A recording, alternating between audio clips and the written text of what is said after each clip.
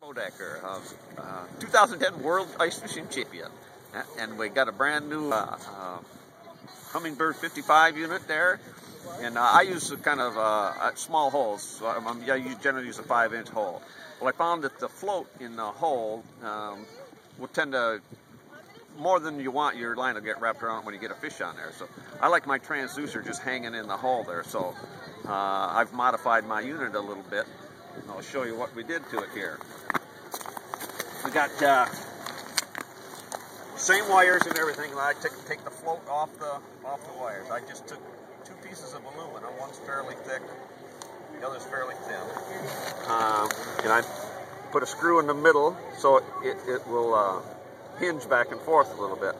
There's a post sticking up already back in the unit that the wire wraps around. I took the elbow off of that, and the hole was the same size. I had stainless steel screw with a nylock nut, came up from the bottom, put that on there. That rotates back and forth back in there too. Everything hinges. When I first put it on here, I noticed that my arm was a little springy, and I thought with the length on there, in cold weather, I didn't want this plastic back in here to break, so I said, well, I got to support this arm. So I took this is a skid off the bottom of my shanty.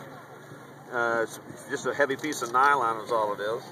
And I kept bending it till it got pretty much the same shape. And then I just took basic wood screws, drilled them through so the arm was, so it just rests on that. And of course I had the head of the nut hanging down there, so I had to countersink the aluminum underneath there so it doesn't hang up anything. Everything swings nice and free, rotates anywhere as you want it.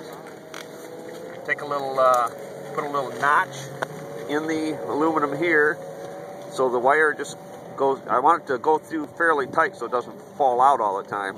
And I'll open it up, put a little kink in it, and open it up just a little bit so once it gets in there, it stays in there pretty good.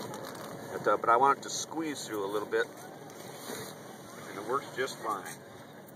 And I like these grommets here that hold the wire together, make perfect stops. And the one thing I make sure that I want the one strap that holds the transducer. I didn't like it hanging on the. I don't like it hanging on the actual wire itself, the transducer wire.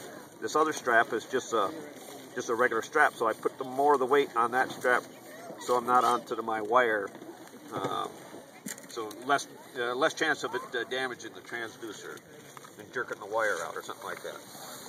She works just fine.